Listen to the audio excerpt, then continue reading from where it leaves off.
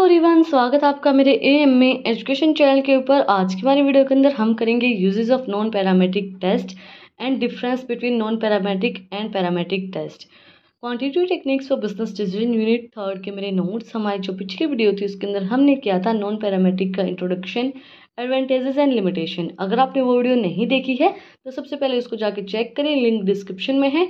और अगर आप चैनल पे नए हैं तो सबसे पहले चैनल को जाके सब्सक्राइब करें, बेल आइकन प्रेस करें फॉर न्यू अपडेट्स। तो हम स्टार्ट करते हैं uses of non parametric test. An intellectual and earlier analysis of given data is required. जब हमारा इंटेक्चुअल और अर्लियर डाटा जो है वो रिक्वायर्ड होगा। And when required assumptions are not possible to satisfy the apply parametric test method. जो हमारी assumptions हैं, क्योंकि नॉन पैरामेट्रिक टेस्ट के अंदर तो कोई भी assumptions हम नहीं लेते हैं पॉपुलेशन को कैलकुलेट करने के लिए, लेकिन पैरामेट्रिक के अंदर लेते हैं। तो जब हमारे पैरामेट्रिक टेस्ट मेथड की assumptions यूज़ नहीं हो पाती तो उस टाइम पे हम नॉन पैरामेट्रिक टेस्ट को यूज़ करते हैं।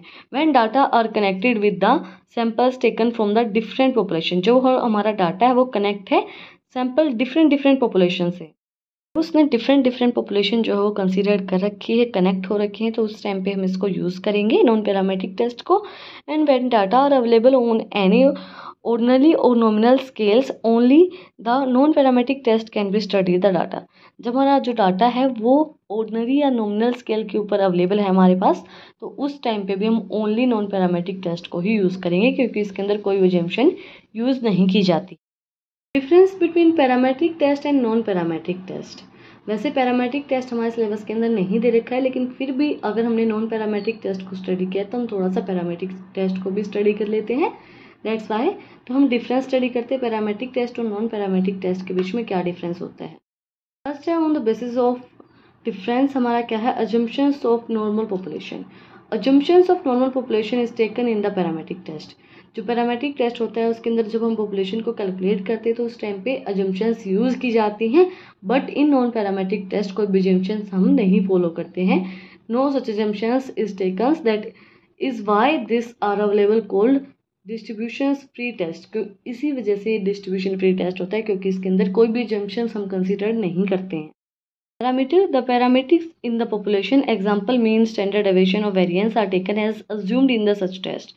Mean, standard deviation ये इसके अंदर assume की जाते हैं। No such assumptions is needed. इसके अंदर कोई भी assume करना कोई भी needed नहीं होता है।